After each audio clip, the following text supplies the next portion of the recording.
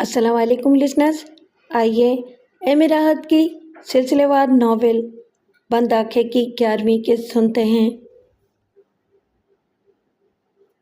चंद्रावती आंसू बहाकर रह जाती, इसकी तो आवाज़ ही बंद हो चुकी थी। और फिर इसी तरह वो इस तहखाने में एक दिन ज़िंदगी की बाजी हार बैठी। अपने हाथ से तो वो कुछ कर नहीं सकती थी अपनी मौत के लिए, पर तकदीर ने से खुद ही इस कर्बनाक ज़िंदगी से निजात दिला दी। हाँ, इसकी आत्मा शांत नहीं हो सकी। वो ठाकुर प्रभात सिंह का कुछ नहीं बिगाड़ सकती थी, बस खुद ही भटकती रहती थी। सना ने इसे अपने आप से कुछ फासले पर देखा। चंद्रावती सना को इशारे से बुला रही थी। सना डरती डरती इसके पास पहुंची। चंद्रावती का निचला बदन धुएं में लिपटा हुआ था। सना ने इसके करीब पहुंचकर इसे देखा तो दिल महसूस कर रह गई। चंद्रावती वाकई बहुत हसीन थी, फूलों की तरह नाजुक अंदाम। इसकी आंखों से उस वक्त भी आंसुओं की धारें बह रही थीं। वो कहने लगी, यूं मुझे मेरी चिता से भी दूर कर दिया गया। बस संसारवासी इसी तरह औरतों पर जुल्म करते हैं। हम मजबूर और बेकस लोग हैं। देखो, कौन नाच कूद की ज़िंदगी चाहता है। मैं भी अपने जीवन में बाहर चाहती थी। ठाकुर वैसे तो मुझसे बड़े प्रेम का इजहार करते थे, लेकिन मुझे थोड़ी सी इज्जत नहीं दे सकते थे। पता नहीं संसार में ये सब कुछ कब तक होता रहेगा। मुझसे मेरी चिता भी छीन ली गई है, बस भटकना ही है मुझे। आओ, मैं तुम्हें अपना शरीर दिखाऊं, आओ। धुएं में लिपटी हुई चंद्रावती इस तरह हवा में तैरने लगी जैसे कोई खूबसूरत बुगला हो। सना आलम ख्वाब में उसका ताक़ुब कर रही थी। फिर वो उसे उस जगह ले गई जहाँ हवेली में 3 दरख्त 3 बहनों की तरह अपनी शाखें एक दूसरे के गले में डाले खड़े हुए थे। सना पहले भी इन दरख्तों को देख चुकी थी, मगर इसके जहन में कोई ख़ास ख्याल नहीं आया था। चंद्रावती दरमियान वाले दरख्त के पास पहुंच गई और फिर उसने दरख्त में कुछ किया और दरख्त की जड़ में एक छोटा सा खाना खुल गया। चंद्रावती सना को लिए हुए इस तहखाने में उतर गई जो इन दरख्तों के नीचे बना हुआ था। काफ़ी कुशादा और बड़ा तहखाना था, लेकिन इस वक्त चमगादड़ों और सीलन से अटा हुआ था। चंद्रावती इसे एक छपरखट के पास ले गई और इसने छपरखट की तरफ इशारा किया। छपरखट पर एक जिस्म पड़ा हुआ था और ये जिस्म चंद्रावती का ही था, लेकिन सूखे हुए ढांचे की तरह। उसका चेहरा बिल्कुल नुमाया था। सना ये मंजर देखकर दहशत से कांप उठी और दूसरे ही लम्हे इसकी आंख खुल गई। वो खौफ और दहशत के आलम में चारों तरफ देख रही थी, लेकिन अपने कमरे में तन्हा थी। बमुश्किल तमाम उसने अपनी शिद्दत से धड़कते हुए दिल को संभाला और इस ख्वाब पर गौर करने लगी। क्या वाकई ये सच्चा ख्वाब है? लेकिन इन सच्चे ख्वाबों ने इसकी ज़िंदगी बर्बाद कर दी थी। इसे क्या हासिल हुआ था इन सच्चे ख्वाबों से? बस दूसरों के हाथों का खिलौना बनकर रह गई थी। बमुश्किल तमाम उसने अपने आप को संभाला और कटे हुए पैरों से मुंसलिक इस कहानी को याद करने लगी। क्या वाकई ये सच्चा ख्वाब था? इसे याद आया कि ऐसे ही एक सच्चे ख्वाब से उसने एक तबाहशुदा घराने को खुशियों की जानिब गामज़न कर दिया था। इस दिन वो पूरा दिन ही सोचती रही थी। फिर शाम हुई और उसने फैसला कर लिया था कि ठाकुर अर्जुन को चंद्रावती के बारे में तफसील बताएगी। इसने ठाकुर अर्जुन से कहा, ठाकुर साहब, मैं आपसे कुछ बातें करना चाहती हूँ। हाँ बेटी, बोलो, क्या बात है? ठाकुर साहब, रमा दीदी मेरे लिए माँ और बहन का दर्जा रखती हैं, लेकिन मैं एक सवाल करना चाहती हूँ आपसे। बोलो बेटा। क्या कटे हुए पैरों के बारे में रमा दीदी को भी मालूम है? हाँ मालूम है, पर ये कच्चे दिल वाली हैं। मैंने इनसे इस बारे में ज़्यादा बात नहीं की, मगर तुम क्यों ये सवाल कर रही हो? मैं आपको अपने बारे में थोड़ा बहुत बताना चाहती हूँ, सना ने कहा। ठाकुर का चेहरा हैरत की तस्वीर बन गया। इसने किसी कदर घबराई हुई सी आवाज़ में कहा, तो क्या तुम्हारी कहानी का कटे हुए पैरों की कहानी से कोई ताल्लुक़ है? नहीं, कटे हुए पैरों की कहानी से मेरी ज़िंदगी का कोई ताल्लुक़ नहीं है। मैं आपको अपने बारे में सिर्फ इतना बताना चाहती हूँ कि कुछ गैर हकीकी वाक़यात के साथ एक अजीब सा तसव्वुर मेरी ज़िंदगी से वाबस्ता हो गया है। यूँ समझ लीजिए कि मैं सच्चे ख्वाब देखती हूँ। सच्चे ख्वाब? ہاں ٹھاکر صاحب، میں خود بھی اس بات پر یقین نہیں رکھتی، لیکن کچھ واقعات ایسے ہوئے ہیں جن کے بارے میں آپ کو صرف اتنا بتاؤں گی کہ میں نے کسی کے بارے میں کوئی خواب دیکھا اور اس کا ماضی میرے سامنے آ گیا، اور پھر جب میرے اس خواب کی تصدیق کی گئی تو وہ خواب بالکل سچا نکلا۔ جس پراسرار وجود نے مجھے سچے خواب کا یہ علم بخشا، اس نے یہی کہا تھا کہ میں سچے خواب دیکھ سکتی ہوں۔ ٹھاکر عجیب سی نگاہوں سے ثنا کو دیکھ رہا تھا، پھر اس نے کہا، تمہاری ایک بات بھی میری سمجھ میں نہیں آئی بیٹی۔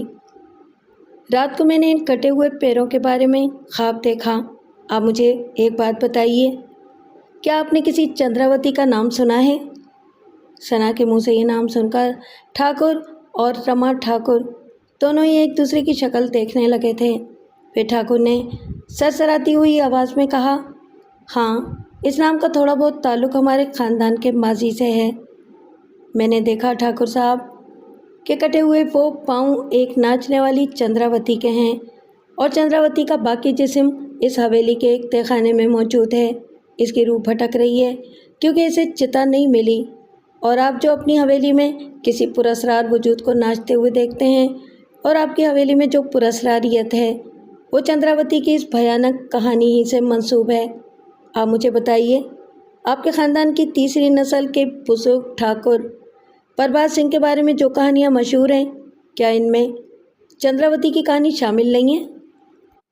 ٹھاکر ارجن نے دونوں ہاتھوں سے سر پکڑ لیا، پھر انہوں نے کہا، اتنا تو میں نے تمہیں نہیں بتایا ثنا بیٹی، اتنا تو میں نے تمہیں نہیں بتایا۔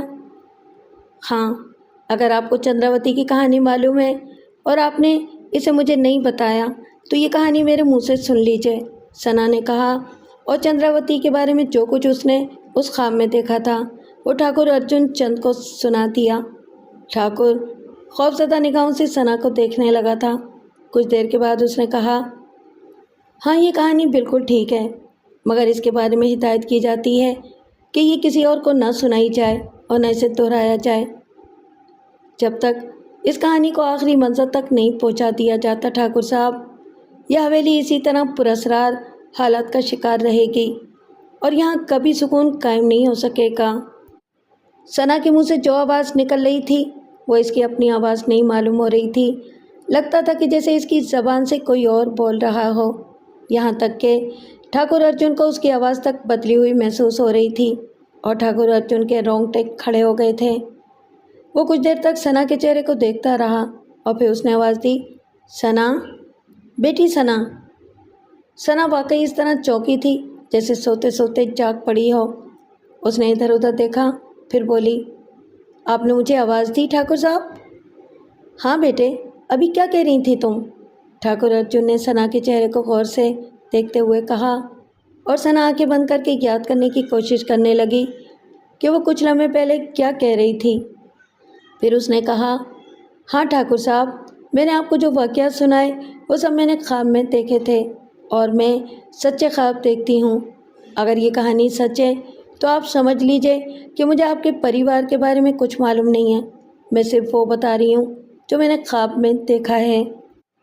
ٹھاکر سوچ میں ڈوب گیا تھا، پھر اس نے کہا، کیا بتایا تم نے؟ وہاں جہاں 3 درخت بہنوں کی طرح ایک دوسرے کے گلے میں ہاتھ ڈالے ہوئے کھڑے ہیں، وہ تہہ خانہ وہاں سے شروع ہوتا ہے؟ یہی سوال میں آپ سے کرنا چاہتی تھی ٹھاکر صاحب، کیا آپ کو اس تہہ خانے کے بارے میں معلوم نہیں ہے؟ بھگوان کی سوگند نہیں معلوم، بس یوں سمجھ لو کہ جب سے اس حویلی میں آیا مشکلوں ہی کا شکار رہا۔ جو کچھ مجھے معلوم تھا یہاں کے بارے میں، جیسا کہ نوادر کا وہ میوزیم، کٹے ہوئے پاؤں وغیرہ وغیرہ، میں تو بس ڈرتا ہی رہا ہوں یہاں سے، اور یہ جانتا ہوں کہ یہ سازش میرے بھائیوں نے کی ہے، کیونکہ وہ جانتے تھے کہ حویلی آصف زدہ ہے۔ ان کا خیال ہوگا کہ آخرکار اس حویلی میں میری اور رما کی موت ہو جائے گی، ہم یہاں کے ماحول کو برداشت نہیں کر سکیں گے۔ اور ہوا بھی ایسا ہی، مگر حویلی نے اس طرح ہمارے پاؤں پکڑے کہ ہم جہاں بھی گئے، جیسا کہ میں تمہیں بتا چکا ہوں، مصیبتوں کا شکار ہو کر واپس اسی حویلی میں آ گئے، گویا حویلی ہماری جان نہیں چھوڑنا چاہتی تھی۔ آپ اس بات کو کیا سمجھتے ہیں ٹھاکر صاحب؟ ممکن ہے کہ بیچاری چندراوتی کا انتم سنسکار آپ ہی کے ہاتھوں ہونا ہو، کیا کہتے ہیں اسے، انتم سنسکار، ہاں وہی، یعنی آخری رسومات۔ اچھا ایک بات بتاؤ، یہ سچے خواب تمہیں کہاں سے ملے؟ ایک لمحے کے لیے ثنا کا دل چاہا کہ اس اجنبی کے بارے میں بتا دے جو اسے اسپتال میں ملا تھا، اور جو اسے سچے خوابوں کا یہ علم بخش گیا، اور جس نے بیٹھے بٹھائے اس کی زندگی برباد کر دی ہے، اور جس علم سے اسے آج تک کچھ حاصل نہیں ہوا سوائے تربدری اور خواری کے۔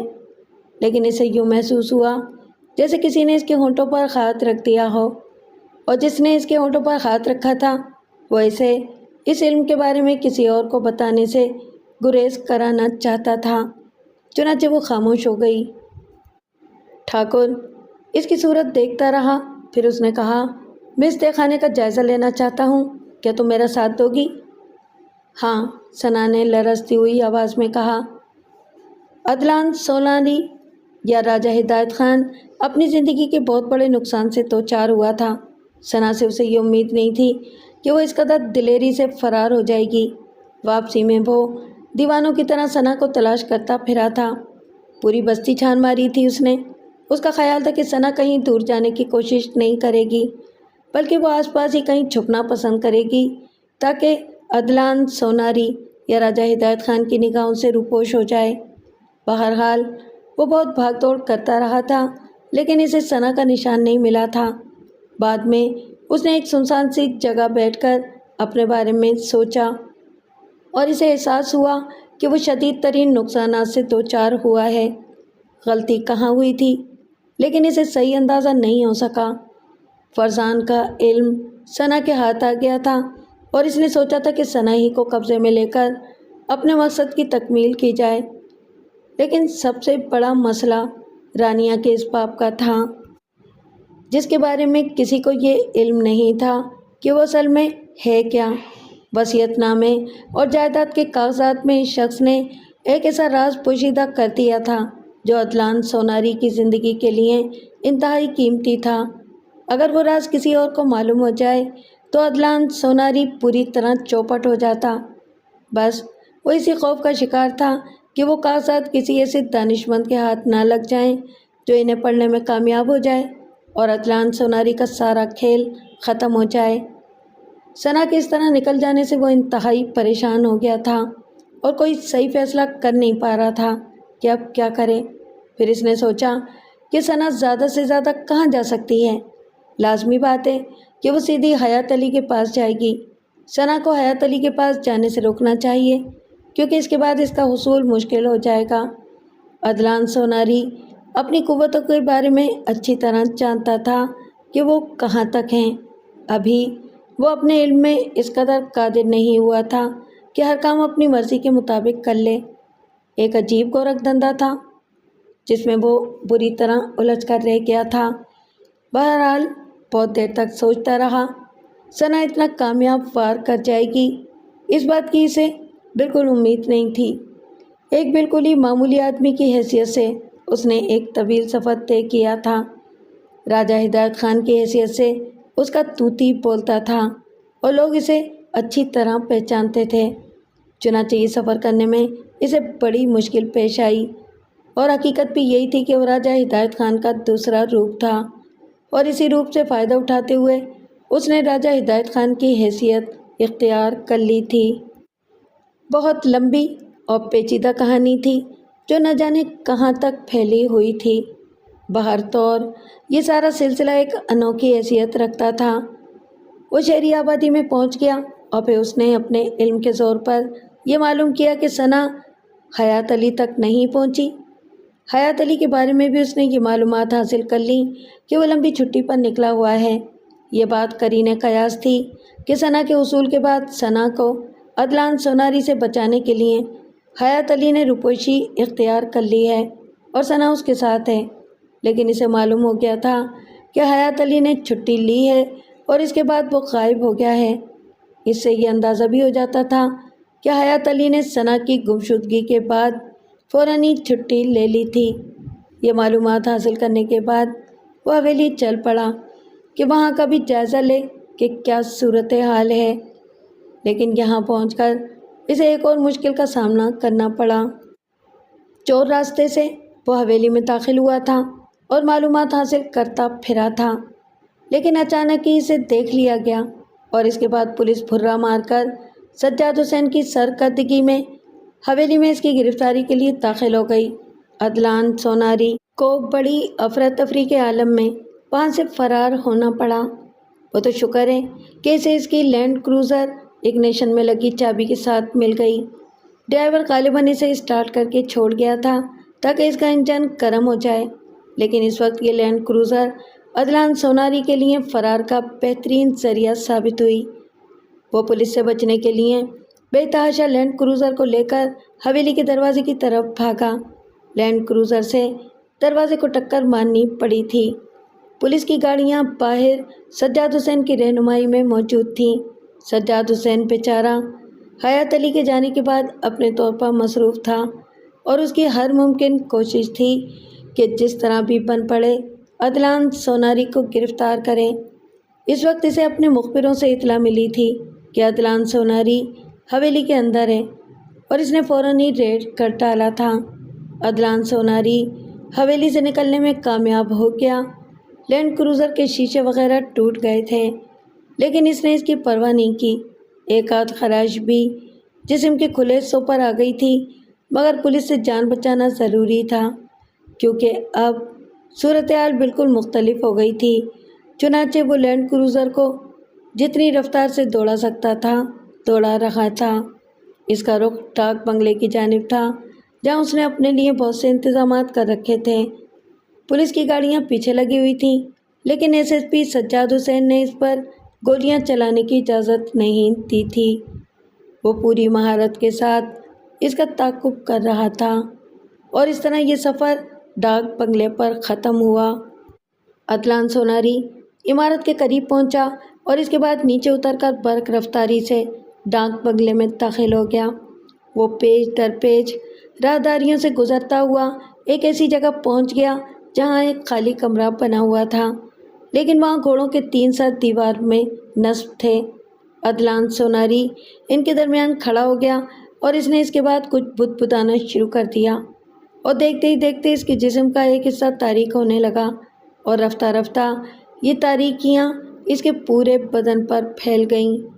ایس ایس پی سجاد حسین پولیس کی زبردست نفری کے ساتھ جب ڈاک بنگلے میں داخل ہوا تو ڈاک بنگلے کی ایک ایک اینٹ چھان ماری گئی، لیکن وہ لوگ عدنان سوناری کو نہیں پا سکے تھے کیونکہ اس وقت عدنان سوناری اپنے اس علم سے کام لے کر روپوش ہو چکا تھا جسے وہ تھانے کی عمارت سے اپنا لباس حیات علی کے ہاتھ میں چھوڑ کر غائب ہو گیا تھا۔ ادھر ایس ایس پی سجاد حسین ڈاک بنگلے میں عدنان سوناری یا راجہ ہدایت خان کو تلاش کر رہا تھا اور ادھر عدنان سوناری ڈاک بنگلے سے کافی دور ویران میدانوں کی ایک پگڈنڈی پر تیز رفتاری سے چلا جا رہا تھا۔ راجہ ہدایت خان کی حیثیت سے جس قدر شاندار زندگی اس نے گزاری تھی، اسے دیکھتے ہوئے اس وقت عدنان سوناری پر رحم ہی کھایا جا سکتا تھا کہ وہ انتہائی برے حال میں تھا۔ نہ جانے کب تک اس کا یہ سفر جاری رہا اور اس کے بعد اس سفر کا اختتام ایک ایسی بھیانک جگہ ہوا جسے دیکھ کر دل پر ہیبت اور لرزہ طاری ہوتا تھا۔ یہ ایک گندے جوہر کے کنارے بنے ہوئے ایک مٹھ کی عمارت تھی۔ قرب و جوار میں انتہائی مکروہ کانٹے دار جھاڑیاں بکھری ہوئی تھیں اور ان کانٹے دار جھاڑیوں کے درمیان ایک چھوٹی سی جگہ بنی ہوئی تھی جہاں ایک سادھو نما شخص آلتی پالتی مارے بیٹھا ہوا تھا۔ عدنان سوناری اس کے سامنے جا کر زمین پر گر پڑا اور کسی کتے کی طرح ہانپنے لگا۔ تبھی اس شخص نے نظریں اٹھا کر عدنان سوناری کو دیکھا اور اس کے منہ سے آواز نکلی، تو پھر آ گیا بھگوڑے؟ عدنان سوناری کے منہ سے دیر تک کوئی آواز نہیں نکلی، مگر اس کے چہرے پر ایسی کیفیت نظر آ رہی تھی جیسے وہ کوئی بھکاری ہو۔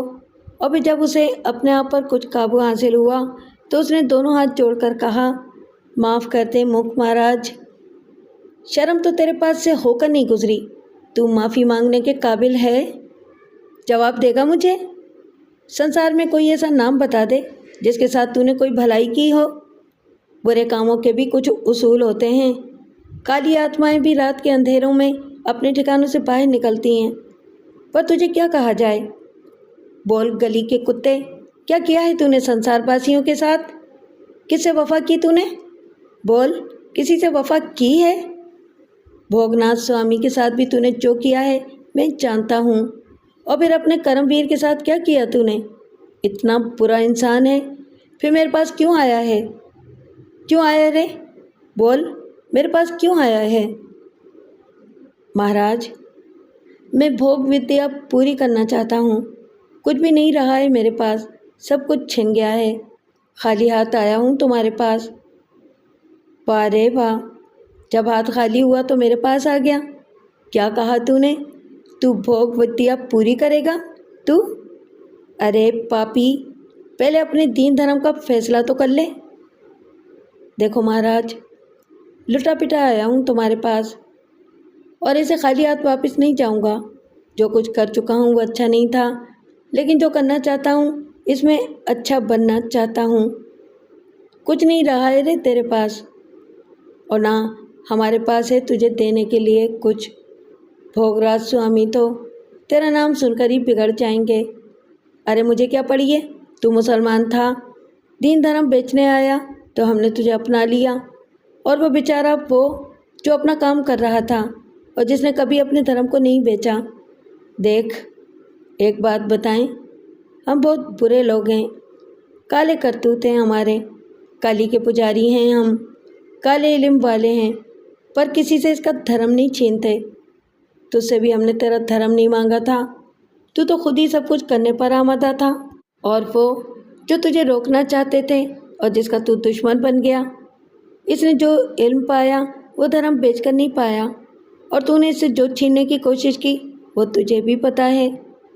अरे इतना मिल गया था तुझे कि जीवन आराम से गुजार देता, भोग विद्या पूरी कर लेता तो सब ठीक हो जाता। महाराज देखो, मैं तुम्हें बताता हूँ, फरजान मेरे पीछे लगा हुआ है, वो मेरे सारे रास्ते काट रहा है। इसके पास जो इल्म है वो कामयाब जा रहा है। इसने अपने इल्म से एक लड़की को दे दिया है, और वो लड़की जो मेरे कब्जे में थी मेरे हाथ से निकल गई है। महाराज, और कुछ नहीं दे सकते तो कम से कम मेरी रहनुमाई कर दो, इस लड़की तक थोड़ा सा कुछ दे दो जो मैं इस पर इस्तेमाल कर सकूं।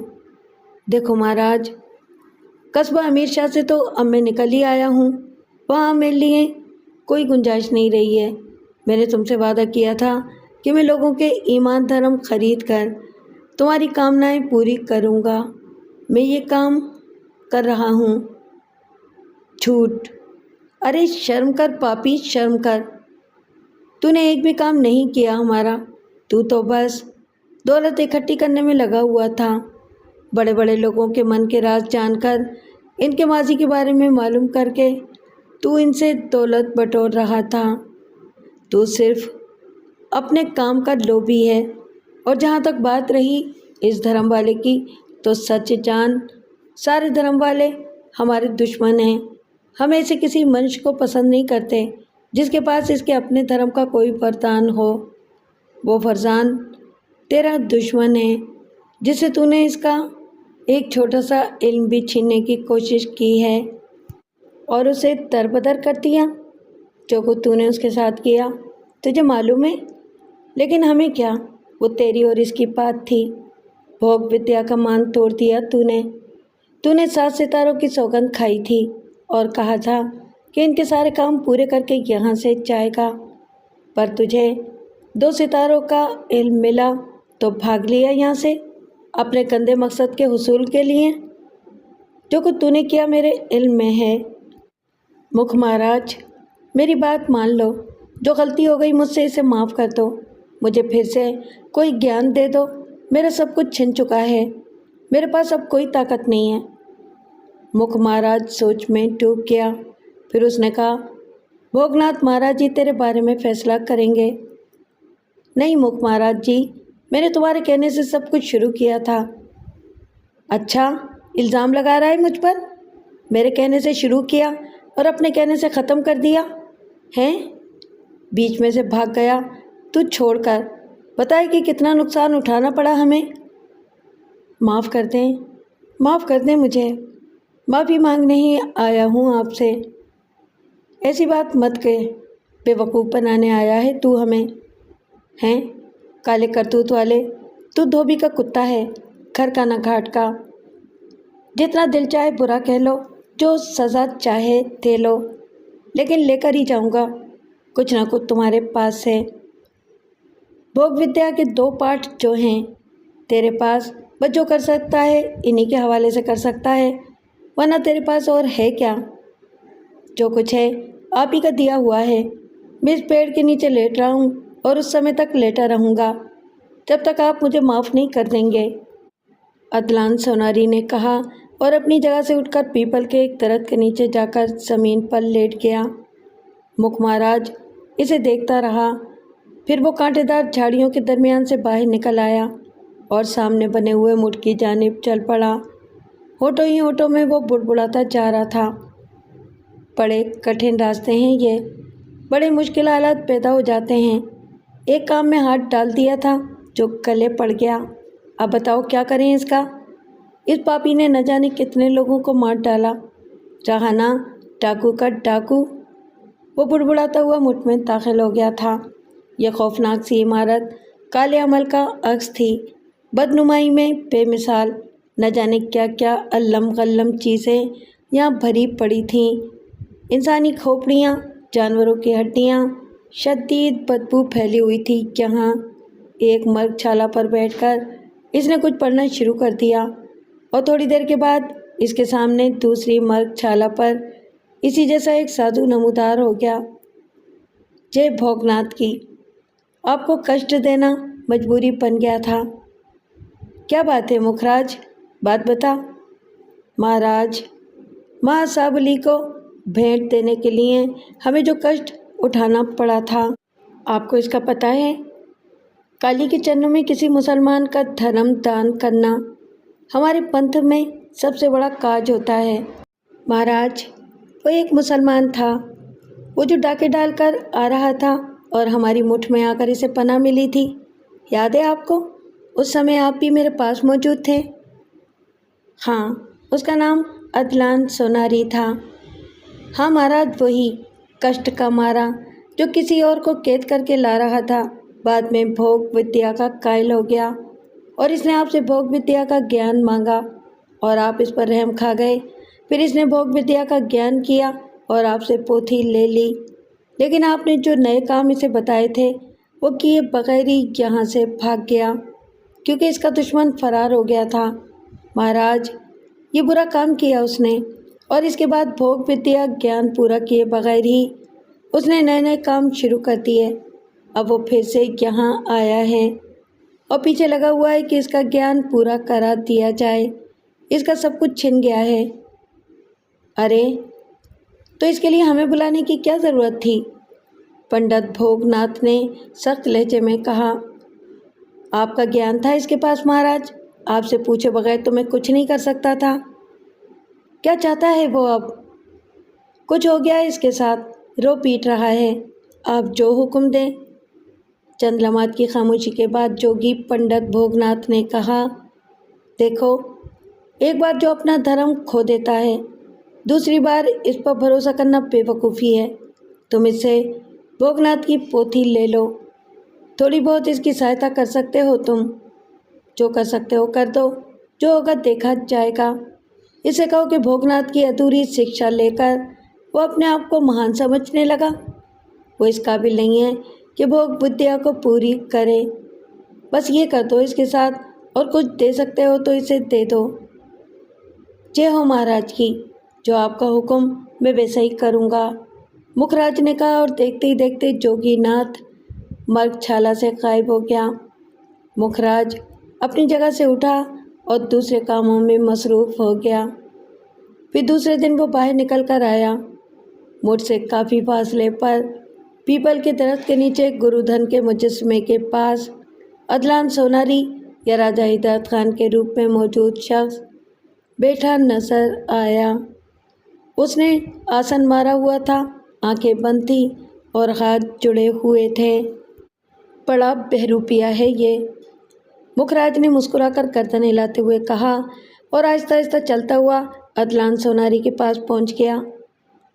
کیا ہو رہا ہے رے بہروپیے؟ اب گرودھر مہاراج کو تنگ کر رہا ہے تو؟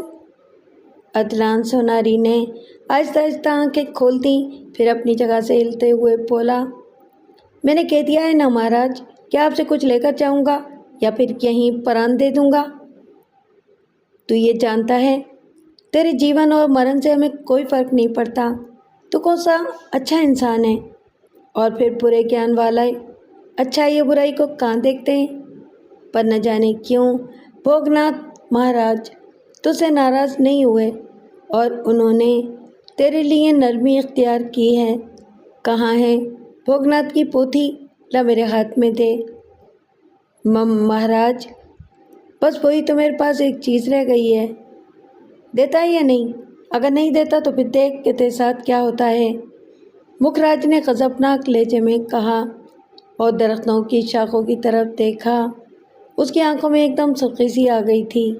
تب وہ درخت جس کے نیچے عدلان سوناری بیٹھا ہوا تھا ہلنے لگا اور پھر اس کی شاخوں سے لمبے لمبے کالے سانپ لٹکے ہوئے نظر آئے جن کا رخ نیچے کی جانب تھا۔ کچھ سانپ درخت کے تنے پر بھی آ گئے تھے۔ عدلان سوناری کی حلق سے ایک دہشتناک چیخ نکلی۔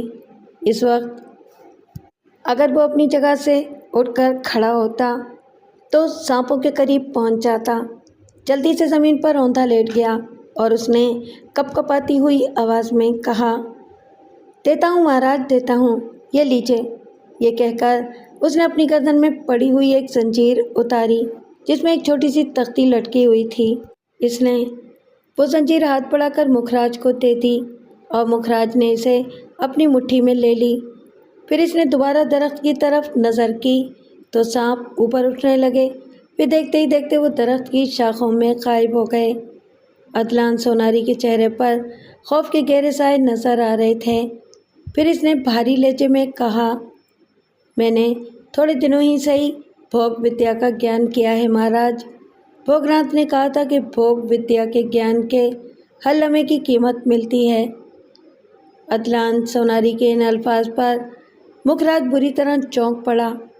وہ دیر تک عدلان سوناری کو دیکھتا رہا، پھر گردن ہلاتے ہوئے بولا، کیا چاہتا ہے تو؟ مہاراج میں بالکل بے سہارا ہو کر رہ گیا ہوں، کچھ نہیں رہا میرے پاس۔ مجھے اور کچھ ملے نہ ملے وہ لڑکی ثنا ضرور مل جائے جس کی آنکھوں میں فرزان کا گیان چھپا ہوا ہے۔ اس گیان کو حاصل کرنے کا کوئی طریقہ میرے پاس نہیں ہے، لیکن اگر ثنا میرے قبضے میں رہے تو میں اپنے لیے کچھ حاصل کر لوں گا۔ مہاراج میں اب حویلی واپس نہیں جا سکتا کیونکہ رانیہ نے پولیس کے آدمیوں کو میرے بارے میں تفصیل بتا دی ہے۔ وہ مجھے جیتا نہیں چھوڑیں گے اور میرے پاس ایسا کوئی گیان نہیں ہے کہ میں ان سب کو ہر بار دھوکہ دیتا رہوں۔ اور اب تو مجھ سے بھوگ ودیا کی پوتھی بھی چھین لی گئی ہے، میرے پاس تو کچھ بھی نہیں رہا مہاراج۔ پر کوئی بات نہیں، بس ثنا مجھے مل جائے۔ ایک بات بتا، جب حویلی میں تیرا کوئی کام نہیں رہا ہے تو پھر راجہ ہدایت خان کو کیوں نہیں چھوڑ دیتا؟ وہ میرے بارے میں سنسار کو سب کچھ بتا دے گا۔ پھر یہ بھی تو ہو سکتا ہے کہ آگے چل کر میں اپنا کھویا ہوا مقام حاصل کر لوں۔ کچھ نہ کچھ تو مجھے کرنا ہوگا ہی مہاراج، کچھ نہ کچھ تو تجھے کرنا ہی پڑے گا۔ رانیہ اور اس کے پتی کو کیوں گرفتار کیا ہوا ہے؟ مکھراج مہاراج، کچھ ہی لوگوں سے تو دشمنی کی ہے میں نے، اور یہ بات آپ اچھی طرح جانتے ہیں۔ آپ بھی جانتے ہیں کہ رانیہ کا باپ ریاست علی خان راجہ ہدایت خان کی سوتیلی ماں کا پتی تھا، اور یہ وہ ریاست علی خان ہے جس کے پاس میرا سارا کچا چٹا موجود ہے۔ اس نے وہ کچا چٹا اپنی وصیت کے کاغذات میں لکھا ہوا ہے۔ وہ ایک لمبا کھیل ہے مہاراج جس کا تعلق بھوگ ودیا سے ہے، نہ کسی اور چیز سے۔ یہ ساری کہانی بہت ہی الجھی ہوئی ہے مہاراج۔ اگر وہ کاغذات مجھے مل جاتے تو کم سے کم میری اپنی ایک حیثیت قائم ہو جاتی، میں نے راجہ ہدایت خان کو اسی لیے زندہ رکھا ہوا ہے کہ اگر ان کاغذات کو ضائع کرنے میں کامیاب ہو گیا تو کوئی مائی کا لال ایسا نہیں ہے جو یہ ثابت کر سکے کہ میں راجہ ہدایت خان نہیں ہوں۔ مہاراج، میری معمولی حیثیت ہو گئی ہے اور اب جب تک میں اپنے لیے کچھ حاصل نہیں کر لوں گا میں مشکلوں کا شکار ہی رہوں گا۔ کیا تو یہ چاہتا ہے کہ وہ لڑکی تجھے مل جائے؟ ہاں مہاراج، اور اس کی آنکھوں میں جو گیان چھپا ہوا ہے؟ ہاں مہاراج، کوشش تو یہی کروں گا کہ سچے خوابوں کا علم مجھے مل جائے، اور اگر نہ ملا تو پھر اس لڑکی سے ہی کام لوں گا، اس کی آنکھیں استعمال کروں گا۔ حالانکہ تیرے سارے کام برے ہیں، پر مہاسابلی کا یہی کہنا ہے کہ برے کاموں میں انسانوں کی مدد کی جائے۔ جا ٹھیک ہے، میں تجھے ایک راستہ بتاتا ہوں، ہاتھوں کی انگلیوں کو سامنے کر، مکھراج نے کہا، اور راجہ ہدایت خان یا عدنان سولاری نے اپنے دونوں ہاتھ سامنے کر دیے۔ ان کا آپس میں جال بنا۔ مکھراج نے دوسرا حکم دیا اور راجہ ہدایت خان یہ عمل کرنے لگا۔ تب مکھراج بولا، سیدھا سیدھا چلا جا ناک کی سیدھ میں، اور تجھے پیدل یہ سفر 3 دن 3 رات کرنا ہوگا۔ اس کے بعد تجھے لڑکی کا پتہ چل جائے گا، پر جب وہ تیرے سامنے آ جائے تو ہاتھوں کا جال اس طرح سے بنانا جیسا میں نے تجھ سے بنوایا ہے، اور اس کا سایہ اس پر ڈال دینا۔ پھر وہ مکمل طور پر تیرے قبضے میں ہوگی، اور جو تو اس سے چاہے گا وہی کرے گی۔ عدنان سوناری کے چہرے پر خوشی کے آثار پھیل گئے۔ اس نے گردن خم کر کے کہا، جی یہ بھوگ ودیا۔ بھوگ ودیا کا نام نہ لے پاپی، یہ تو بس تجھے تیرے ان لمحوں کی قیمت ادا کی جا رہی ہے جن کا تو نے ذکر کیا ہے۔ جے مہاراج کی، عدنان سوناری نے کہا، اور پھر دوڑتا ہوا وہاں سے آگے بڑھ گیا۔ پھر راج کے منہ سے نکلا، تھیت تیرے کی۔ ٹھاکر ارجن آخر کار ثنا کے ساتھ اپنی حویلی کے اس حصے میں پہنچ گیا جہاں 3 درخت اس طرح کھڑے ہوئے تھے کہ ان کی شاخیں محبت بھرے انداز میں ایک دوسرے سے لپٹی ہوئی تھیں۔ ٹھاکر ارجن نے کہا، یہ درخت ہمیں ہمیشہ بڑے پراسرار لگے ہیں، یوں لگتا ہے جیسے 3 بہنیں گردنوں میں باہیں ڈالے کھڑی ہوں۔ رما تو ادھر آتے ہوئے بھی ڈرتی ہے، اور اس کا کہنا ہے کہ ان درختوں کی کہانی یقیناً بڑی پراسرار ہوگی۔ خیر چھوڑو، یہ بتاؤ کہ تم نے اپنے خوابوں میں وہ جو تہہ خانہ دیکھا ہے، اس کا راستہ کس طرف سے ہے؟ ثنا اپنے ذہن پر زور دینے لگی، اور اس کے بعد اس نے اپنی یادداشت کی بنا پر اس جگہ کو ٹٹولا جہاں سے تہہ خانے کا دروازہ کھل سکتا تھا۔ چندراوتی کی روح اسی تہہ خانے سے اندر داخل ہوئی تھی۔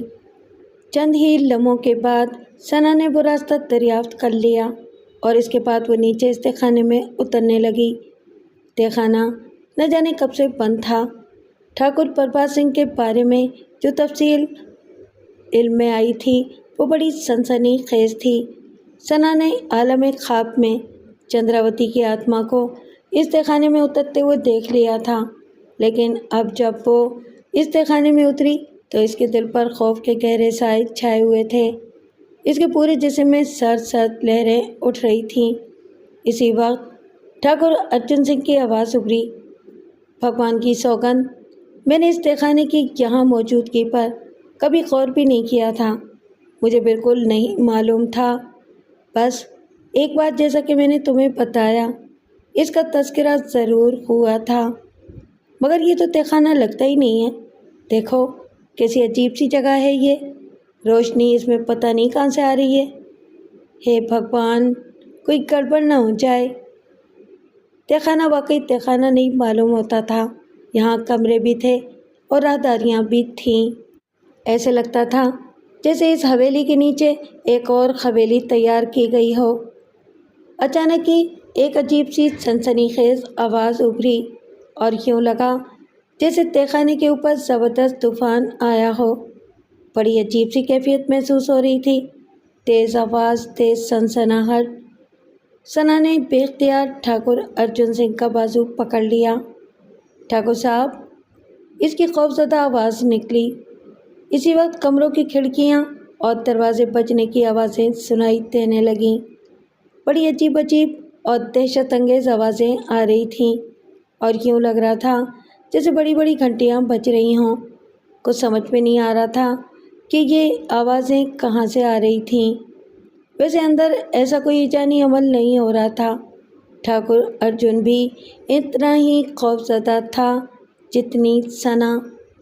دونوں کچھ لمحے کھڑے رہے، پھر ٹھاکر ارجن نے کہا، کیا کہتی ہو، واپس چلیں؟ نہیں، ثنا نے جواب دیا اور پھر وہ وہاں سے آگے بڑھنے لگی۔ ایک چوڑی سی راہداری تھی، واقعی اسے تہخانہ تو بالکل کہا ہی نہیں جا سکتا تھا۔ ایک عمارت سی محسوس ہو رہی تھی۔ راہداری میں بھی کمروں جیسے دروازے نظر آ رہے تھے، لیکن انہوں نے کسی دروازے کو کھولنے کی کوشش نہیں کی۔ ہاں، سامنے ہی جو بڑا دروازہ نظر آ رہا تھا وہ اس میں داخل ہو گئے، مگر جیسے ہی وہ دروازے سے اندر داخل ہوئے، اچانک ہی ٹھاکر ارجن کے حلق سے ایک پرزور آواز نکل گئی۔ سامنے دیوار پر ایک بڑی روغنی تصویر نظر آ رہی تھی۔ تصویر پر پہلی نظر پڑتے ہی ٹھاکر اس طرح دہشت زدہ ہو کر پیچھے ہٹا کہ گرتے گرتے بچا۔ اس کے چہرے پر موت کی سی زردی چھا گئی، ٹانگیں کانپنے لگیں اور پسینے کے موٹے موٹے قطرے پیشانی پر نمودار ہو گئے۔ تصویر دیکھ کر اس پر اس قدر شدید ہیبت طاری ہوئی کہ وہ پتے کی طرح تھر تھر کانپنے لگا۔ چند سیکنڈ تک اس کی یہ حالت رہی۔ ثنا اسے اب بھی بازو سے پکڑے ہوئے تھی۔ اس نے آہستہ سے کہا، ٹھاکر صاحب، خود کو سنبھالیے، کیا ہو گیا؟ دیکھو، ذرا اس تصویر کو دیکھو۔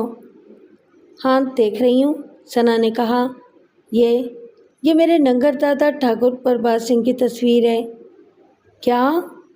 ثنا نے اس مکروہ چہرے پر نگاہیں دوڑائیں۔ وہ انتہائی خوفناک چہرہ تھا، جس کا چہرہ ہلدی کی مانند زرد تھا۔ اس کی آنکھیں گہری سرخ رنگ کی تھیں، جن سے بلا کی عیاری اور بے رحمی ٹپکتی تھی۔ ثنا کا جسم سرد پڑ گیا۔ اس نے فوراً ہی پہچان لیا، یہ واقعی ٹھاکر پربھات سنگھ کی تصویر تھی، جو اپنی سرخ آنکھوں سے ان دونوں کو گھور رہا تھا۔ وہ بس یوں لگتا تھا کہ جیسے ابھی بول پڑے گا۔ کافی دیر تک وہ خوفزدہ کیفیت کا شکار رہے اور پھر دونوں نے ایک دوسرے کو سہارا دیا۔ اس کے بعد وہ آہستہ آہستہ آگے بڑھنے لگے۔ اچانک ہی یوں لگا جیسے ٹھاکر پربھات سنگھ جو سامنے ایک تصویر میں بیٹھا ہوا تھا، اپنی جگہ سے ہلا ہے۔ وہ آہستہ آہستہ اٹھ رہا تھا اور اس کے ہونٹوں پر ایک ہلکی سی شیطانی مسکراہٹ پیدا ہو گئی تھی۔ یہ دونوں سخت خوف کے عالم میں تھے کہ ان کے کانوں میں ایک ہلکی سی آواز ابھری، میں اپنے پریوار کے ایک فرد کو بہت عرصے کے بعد دیکھ رہا ہوں، لیکن تمہاری یہاں آنے کا مقصد ٹھیک نہیں ہے۔ اگر تم چندراوتی کے لیے یہاں آئے ہو تو جاؤ، واپس لوٹ جاؤ، ورنہ تمہارا انجام بہت برا ہوگا۔ وہ دغا باز ہے، اسے یہ سزا ملتی رہنی چاہیے۔ جاؤ، واپس چلے جاؤ۔ ٹھاکر ارجن نے خشک ہونٹوں پر زبان پھیر کر ثنا کو دیکھا، لیکن ثنا کے اندر نہ جانے کہاں سے ہمت پیدا ہو گئی تھی۔ وہ 2 قدم آگے بڑھی اور بولی، ٹھاکر، جو کچھ کر چکے ہو اسی پر اپنی خیر مانگو، اس سے آگے کچھ کرنا تمہارے بس کی بات نہیں ہے، کیا سمجھے؟ ٹھاکر پربھات نے تصویر میں نگاہیں گھما کر ثنا کو دیکھا اور ثنا کو یوں لگا جیسے اس کی آنکھوں سے نکلنے والی شعاعیں اس کے جسم کو بے جان کیے دے رہی ہوں۔ لیکن اچانک ہی اس نے اپنے وجود کی ساری قوت سے اپنے آپ کو سنبھالا اور کچھ پڑھنے لگی۔ ایک دم سے تصویر میں بیٹھا ہوا شخص اپنی جگہ سے اٹھ کر کھڑا ہو گیا۔ اس نے تصویر ہی کے ایک حصے میں بنا ہوا دروازہ کھولا اور غڑپ سے اس میں داخل ہو گیا۔ تھوڑی دیر کے بعد تصویر کا فریم خالی تھا۔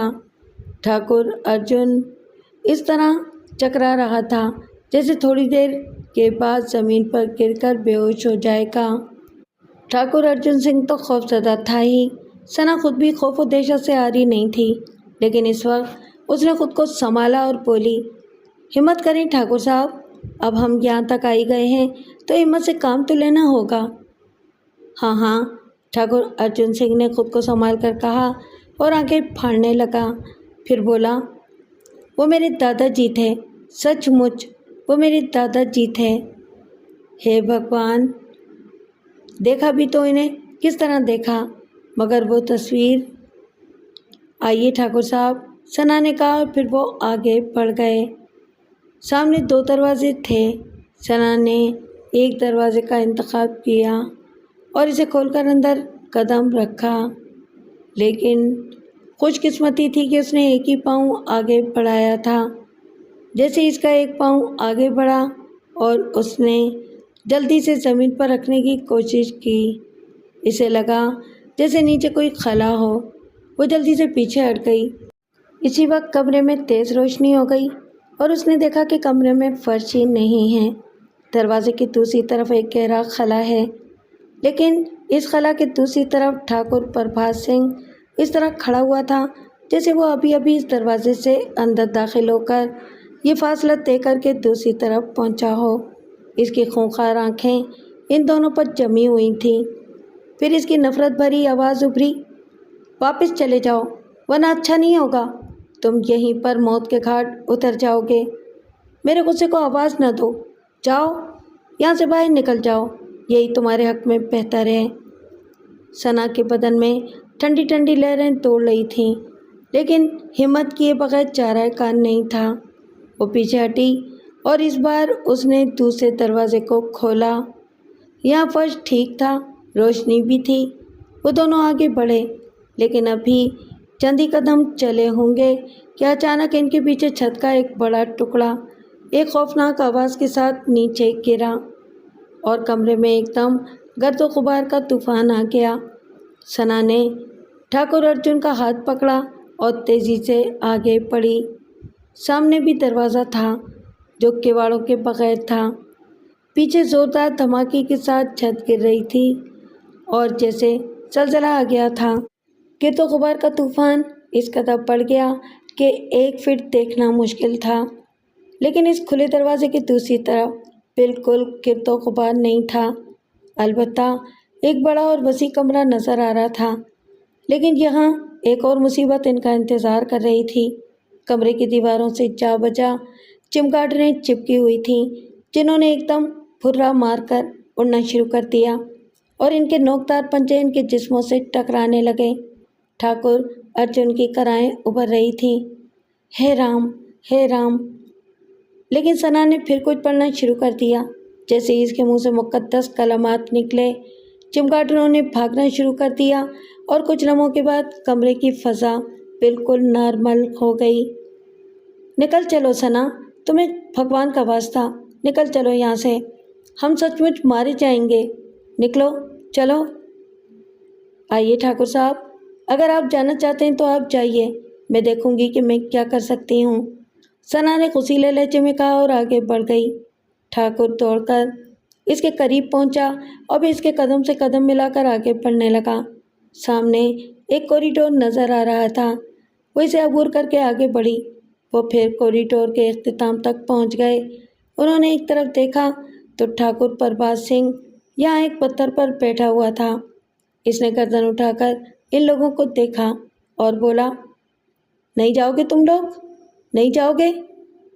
دیکھو میری بات سنو، کسی کا مان نہیں توڑتے، اسے دیکھو سسری کو، اس نے میرا مان توڑا تھا، سب کچھ دیا تھا میں نے اسے، مگر اس نے وعدہ خلافی کی۔ ٹھاکر پربھات سنگھ ایک طرف اشارہ کر کے یہ الفاظ کہہ رہا تھا۔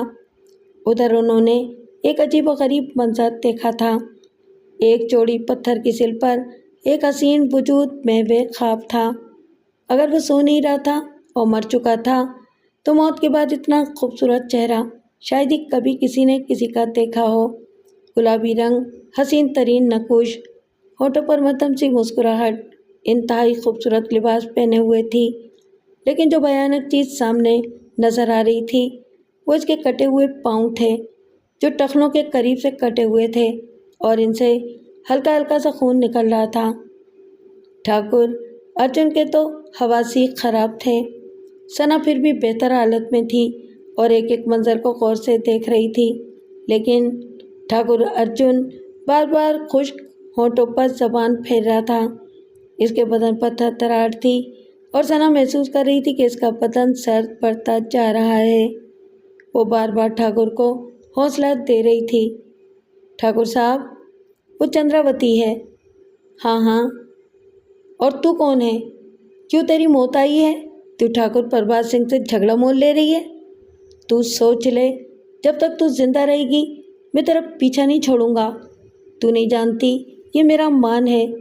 دیکھ، باز آ جا، میرا مان مت توڑ۔ چندراوتی کو میں اسی طرح رکھوں گا، یہ مر مر کر جیتی رہے گی اور جی جی کر مرتی رہے گی۔ پاس آ جاؤ تم دونوں۔ ارجن، ارجن تو میرا اپنا خون ہے۔ پاپی، تو بھی میرے ساتھ بدسلوکی کر رہا ہے۔ میں دادا جی، میں لے جا اسے یہاں سے، لے جا۔ دیکھ، میں کہہ دیتا ہوں آگے قدم مت بڑھا۔ اچانک ہی ثنا کے قدموں کے قریب دو زوردار دھماکے ہوئے اور آگ کی لپٹیں نکلی، لیکن اس وقت ثنا پر بھی کچھ جنون سا طاری ہو گیا تھا۔ وہ آگے بڑھی اور ایک بار پھر اس نے کچھ پڑھ کر چاروں طرف پھونکا۔ ٹھاکر ارجن پیچھے ہٹ کر دیوار سے جا لگا تھا اور بڑی بڑی آنکھوں سے ثنا کو دیکھ رہا تھا۔ پھر اس کے منہ سے نکلا، مسلمان ہیری۔ اری، اگر مسلمان نہ ہوتی تو دیکھتا تجھے۔ دیکھ، اپنے کام سے کام رکھ۔ دیکھ آگے مت بڑھ آگے۔ لیکن ثنا اس نسوانی وجود کے قریب پہنچ گئی تھی۔ اس نے چندراوتی کے سینے پر ہاتھ رکھا تو اسے یوں لگا جیسے انتہائی نرم جسم ہو، حالانکہ اس واقعے کو گزرے ہوئے بہت عرصہ ہو چکا تھا۔ بے شمار باتیں ایسی ہوتی ہیں کہ انسانی ذہن ان کی توجہ نہیں کر پاتا اور وہ ہمیشہ صیغۂ راز میں ہی رہتی ہیں۔ یہ روح اور جسم کا کھیل کہاں سے کہاں تک پھیلا ہوا ہے، کوئی اسے مکمل طور پر جاننے کا دعویٰ نہیں کر سکتا تھا۔ ٹھاکر ارجن خوف کی وجہ سے ثنا کے قریب پہنچ گیا تھا۔ ثنا نے کہا، ٹھاکر صاحب، میں نہیں جانتی کہ اب اس سلسلے میں مجھے کیا کرنا ہوگا۔ آپ مجھے بتائیے کہ کیا کرنا ہے۔ ارے کیا کرو گے کمبختو، بھاگ جاؤ یہاں سے۔ دیکھو، میں کہتا ہوں بھاگ جاؤ یہاں سے۔ لیکن اس بار ثنا نے کچھ اور آیتیں پڑھ کر ٹھاکر پربھات سنگھ کی طرف پھونکی تھیں اور ٹھاکر پربھات اس طرح دیوار میں سما گیا تھا جیسے اس کا وجود ہی نہ ہو، اور اس کے بعد اس کی آواز دوبارہ سنائی نہیں دی۔ اسی وقت ٹھاکر ارجن کی آواز ابھری، ثنا، ثنا، ثنا، اس کا کریہ کرم کیسے کریں؟ باہر لے جا کر یا یہیں؟ ٹھاکر صاحب، مجھے کچھ نہیں معلوم، آپ مجھے بتائیے کیا کرنا ہے۔ ہم یہیں اسی جگہ اس کی ارتھی جلائے دیتے ہیں۔ ٹھیک ہے، مجبوری ہے، کیا کیا جائے؟ یہاں سے ہر ایسی چیز جمع کر لو جسے چلایا جا سکے۔ میں کرتی ہوں، ثنا نے کہا اور وہاں پڑے ہوئے پردے وغیرہ اتارنے لگی۔ کچھ اور ایسی چیزیں تھیں جنہیں اگر آگ دکھائی جاتی تو وہ جل سکتی تھیں۔ آتش دان میں آگ بھی موجود تھی، اس لیے مختلف چیزوں کو آگ لگانے میں کوئی دقت پیش نہیں آئی۔ اس کے علاوہ جو کوئلے آتش دان میں سلگ رہے تھے وہ بھی کارآمد تھے۔ ثنا اس وقت نہ جانے کیا کیا کر رہی تھی۔ اس نے چندراوتی کے بدن کے گرد بہت ساری ایسی چیزیں جمع کر دیں جو اچھی طرح چل سکتی تھیں۔ ٹھاکر ارجن بھی اب بہتر حالت میں آ گیا تھا، لیکن اس وقت ایک بار پھر خوف کی ایک فضا پیدا ہو گئی جب چھن چھن کی آوازوں کے ساتھ انہوں نے کٹے ہوئے پیروں کو دوڑ کر آتے ہوئے دیکھا۔ وہ اس طرح دروازے سے اندر داخل ہوئے تھے جیسے پورے جسم کے ساتھ دوڑ رہے ہوں، لیکن وہ خالی پاؤں تھے اور ان پیروں میں جو گھنگرو بندھے ہوئے تھے ان سے چھن چھن کی آواز بلند ہو رہی تھی۔ دونوں پیر ان کے قریب آ کر رک گئے۔ ٹھاکر نے دہشت بھری نگاہوں سے انہیں دیکھا، مگر ثنا اس وقت بالکل بدل چکی تھی۔ اسے یوں لگ رہا تھا جیسے اس کے دل سے خوف کا تمام تاثر جاتا رہا ہے۔ اس نے دونوں پاؤں اٹھائے اور انہیں چندراوتی کے کٹے ہوئے ٹخنوں کے قریب رکھ دیا۔ وہ انہیں جوڑنے کی ہمت تو نہیں کر سکتی تھی اور جوڑ بھی نہیں سکتی تھی، لیکن پاؤں ارتھی کے ساتھ رکھ دیے گئے تھے، اور اس کے بعد ٹھاکر نے آتش دان سے آگ نکال کر چتا کو آگ دکھا دی۔ सना भी इस सिलसिले में उसका साथ दे रही थी। वो चारों तरफ इन चीज़ों में आग लगाती रही जो जल सकती थी, और थोड़ी देर के बाद इस पूरे हाल में शोले बुलंद होने लगे। हल्का हल्का सा धुआं भी फैल रहा था, लेकिन इसके साथ ही एक मध्यम आवाज़ उभर रही थी, घुंघरुओं की आवाज़, जैसे कोई रक्स कर रहा हो। 100% की चंद्रावती की रूह थी, जो इस वक्त अपना मकाम पाने के बाद खुश नजर आ रही थी। ठाकुर थोड़े फासले पर खड़े होकर कुछ श्लोक पढ़ने लगा। सना एक तरफ खड़ी हुई थी। इसकी निगाहें चारों तरफ भटक रही थीं कि ठाकुर प्रभात सिंह किसी तरफ से निकल ना आए, लेकिन ठाकुर प्रभात सिंह शायद भाग ही गया था। शोले बुलंद होते रहे और चिता जलती रही। हड्डियां चटकने और चुरमुराने की आवाज़ें, गोश्त जलने की बदबू, ये सब चीज़ें बड़ी अजीबोगरीब महसूस हो रही थीं, और सना पहली बार अपनी आंखों से किसी हिंदू लड़की को जलते हुए देख रही थी। शोले बुलंद होते रहे और वे काफ़ी देर के बाद आहिस्ता आहिस्ता सर्द होने लगे। जला हुआ इंसानी ढांचा राख में तब्दील होने लगा था। सना ने कहा, ठाकुर साहब, अब हमें और क्या करना है? चलो, ठाकुर अर्जुन ने कहा। वापसी के रास्ते इस कदर मुश्किल नहीं थे।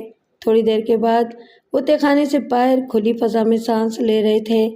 अंदर तहखाने में ख़ास तौर से लाश जलने के बाद जो घुटन पैदा हो गई थी वो बड़ी जानलेवा थी, लेकिन बाहर आने के बाद हवा में गहरी गहरी सांसें लेकर इनकी कैफियत बहाल होती चली गई। ठाकुर अर्जुन सिंह के कदम लड़खड़ा रहे थे, लेकिन सना इसे सहारा दिए हुए अंदर ले आई थी। रमा बेचारी को इन सारी बातों के बारे में कोई बात मालूम नहीं थी, अलबत्ता एक तब्दीली फौरन ही महसूस हुई थी। हवेली की सोगवार फजा में एक अजीब सी मुसर्रत की लहर बेतार हो गई थी। हर चीज़ निखरी निखरी सी नज़र आ रही थी और सब लोग इसे महसूस करने लगे थे। पहला दिन, दूसरा दिन, तीसरा दिन, हवेली में वाकई एक नई फजा का आगाज़ हो गया था। लेकिन उस दिन जब ठाकुर अर्जुन सिंह बाजार से कोई चीज़ लेने के लिए गए हुए थे, इन्हें एक शख्स मिला जिसने इन्हें बड़े खुलूस और अदब के साथ दोनों हाथ जोड़कर प्रणाम किया था। क्या बात है भाई, मेरे लिए कोई काम है क्या? ठाकुर अर्जुन सिंह ने इंकिसारी से पूछा। आपका नाम ठाकुर अर्जुन है ना? हाँ भाई, मगर मैं आपको नहीं जानता। आप सचमुच मुझे नहीं जानते होंगे ठाकुर साहब, लेकिन मैं आपसे थोड़ी बात करना चाहता हूँ। हाँ कहिए आप। ठाकुर साहब, मैं एक लड़की के बारे में आपसे बात करना चाहता हूँ जो मुसलमान है और उसने आपके घर में पनाह ली हुई है। उसका नाम सना है। ठाकुर अर्जुन ने चौंक कर इस शख्स को देखा और फिर किसी शुबे के तहत बोले, आप इसके कौन हैं? वो मेरी सब कुछ है। मैं आपसे इसके बारे में बात करना चाहता हूँ।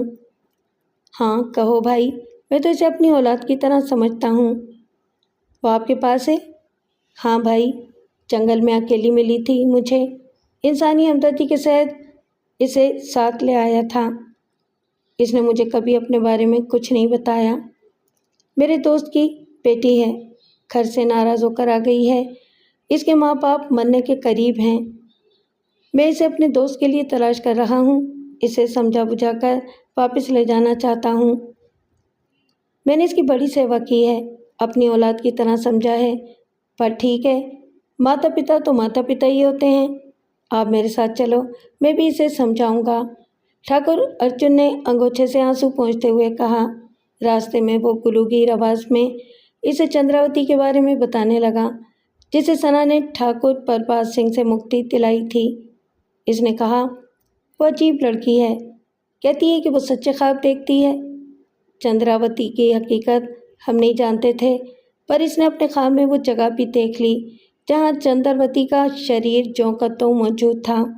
किसी अनोखी बात है। अतलान सोनारी मुखराज से भोग विद्या का सहारा लेकर सना का पता पाने में कामयाब हो गया था, लेकिन इसका दुश्मन फरसान मुसलसल इसके पीछे लगा हुआ था। इस वक्त भी वही सना के पास पहुंचा था और इसने सना के कान में सरगोशी की थी। वो आ गया है। सना कान झाड़ने लगी। ये सरगोशी पहले तो इसकी समझ में नहीं आई थी, लेकिन जब दोबारा फरसान ने वही अल्फाज दोहराए तो वो चौंक पड़ी। کون؟ اس کے منہ سے سرسراتی آواز نکلی۔ عدلان سوناری، یا جسے تم راجہ ہدایت خان کہتی ہو، وہ تمہاری تلاش میں یہاں تک آ پہنچا ہے۔ دیکھو ذرا اپنے کمرے کی کھڑکی سے جھانک کر سامنے کی طرف دیکھو، وہ تمہارے گھر کے دروازے سے اندر داخل ہو رہا ہے، فرزان نے کہا۔ ثنا کے رونگٹے کھڑے ہو گئے۔ یہ بات تو وہ اچھی طرح جانتی تھی کہ راجہ ہدایت خان آسانی سے اس کا پیچھا نہیں چھوڑے گا۔ وہ اس کی پراسرار قوتوں سے بھی واقف تھی اور اکثر اس نے سوچا تھا کہ وہ ابھی تک یہاں کیوں نہیں پہنچا، لیکن اب اسے اطلاع مل گئی تھی کہ وہ آ گیا ہے۔ پھر بھی تصدیق کے لیے وہ اس کھڑکی تک پہنچ گئی جو اس کی رہائش گاہ میں تھی، اور اس طرح تھی کہ وہاں سے حویلی کا ستر دروازہ صاف نظر آتا تھا۔ کھڑکی سے اس نے دیکھا راجہ ہدایت خان ٹھاکر ارجن کے ساتھ اندر داخل ہو رہا ہے۔ اس کے ہاتھ پاؤں بری طرح پھول گئے اور اس کے منہ سے بے اختیار نکلا، اب کیا کروں میں؟ فرزان کی آواز فوراً ہی سنائی دی، فوراً حویلی چھوڑ دو، اب یہ تمہارے حق میں خطرناک ہو گئی ہے۔ میں رما ٹھاکر کو؟ نہیں، وقت نہیں ہے، وہ یہاں تک پہنچ چکا ہے اور اس نے ٹھاکر ارجن کو تم سے ملاقات پر راضی کر لیا ہے۔ اگر تم یہاں رکی یا تم نے رما سے کچھ کہنے کی کوشش کی تو وہ تمہیں روکنے کی کوشش کریں گی۔ اتنا جان لو کہ ایک بار راجہ ہدایت خان نے تمہیں دیکھ لیا تو پھر تمہارا اس کے قبضے میں آ جانا لازمی ہو جائے گا۔ وہ کچھ نہ کچھ کر کے تمہیں مفلوج کر دے گا۔ اس کے اندر یہ قوتیں اب بھی باقی ہیں۔ سنو ثنا، خاموشی سے یہاں سے نکل جاؤ، پچھلے راستے سے فوراً نکل جاؤ، ورنہ مشکل میں پڑ جاؤ گی۔ بعد میں سوچنا کہ تمہیں کہاں جانا ہے۔ تمہاری تقدیر تمہیں یہاں تک لے آئی ہے تو آگے بھی تمہاری مدد ضرور کرے گی۔ ثنا نے ایک لمحے میں اپنے آپ کو اس بات کے لیے آمادہ کر لیا۔ حویلی کے پچھلے راستے سے وہ واقف تھی۔ یہ راستہ انہی 3 درختوں کے پاس سے گزرتا تھا جن کے نیچے تہخانہ موجود تھا۔ وہ تیزی سے باہر نکل آئی، کچھ بھی ساتھ نہیں لیا تھا اس نے، اور پھر وہ بے اختیار دوڑتی ہوئی پرانے باغ سے حویلی کے پچھلے احاطے کے قریب پہنچ گئی اور اس کے بعد دھڑکتے دل سے دروازہ کھول کر باہر نکل گئی۔ ادھر عدلان سوناری دل میں سنہرے خواب لیے سادہ لوڈ ٹھاکر ارجن کے ساتھ اندر داخل ہوا تھا، اور ٹھاکر ارجن اسے بڑی عزت و احترام کے ساتھ حویلی کی بڑی بیٹھک میں لے آیا تھا۔ اتنی دیر میں رما اندر آ گئی تو ٹھاکر ارجن نے کہا، دیکھو رما، یہ ہماری ثنا کے رشتے دار ہیں، اسے تلاش کرتے ہوئے یہاں پہنچ گئے ہیں۔ کیا کر رہی ہے ثنا؟ اپنے کمرے میں ہے، اسے بلا کر لاؤ۔ تو کیا یہ اسے لے جانے کے لیے آئے ہیں؟ رما ٹھاکر نے دکھ بھری آواز میں کہا۔ پگلی، جس کا جو ہوتا ہے وہ اسی کا ہوتا ہے۔